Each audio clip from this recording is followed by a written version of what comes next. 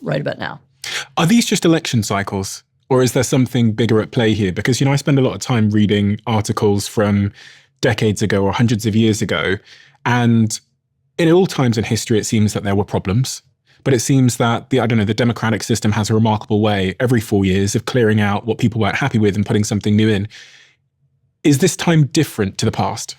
What feels different to me is for the first time in several established democracies, most notably the United States, but not only, you have political parties who come to power with the explicit idea that they will alter the system in order to make sure that they can stay in forever. The pioneer of this idea was Viktor Orban in Hungary. He was elected legitimately with a big margin.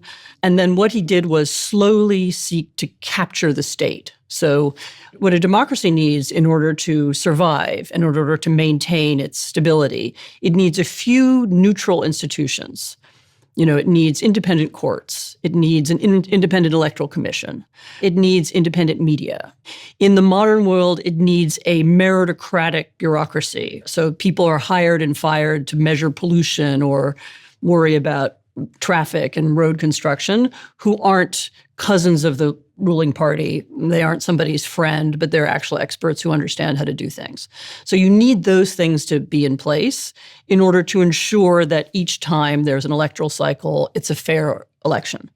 And you see people who are elected who once they had power, decided to take those institutions apart. If you think about democracy, it's actually a very strange system, right? So you win an election, and in a democracy, you have to preserve the rules so that 4 years from now, your bitter enemies can contest you and maybe beat you again. You lose an election, you have to say, okay, we're allowing our rivals to stay in power, but we trust that the system will remain fair. So 4 years from now, we can also contest them again. So it requires a certain level of agreement about the nature of the system. And when that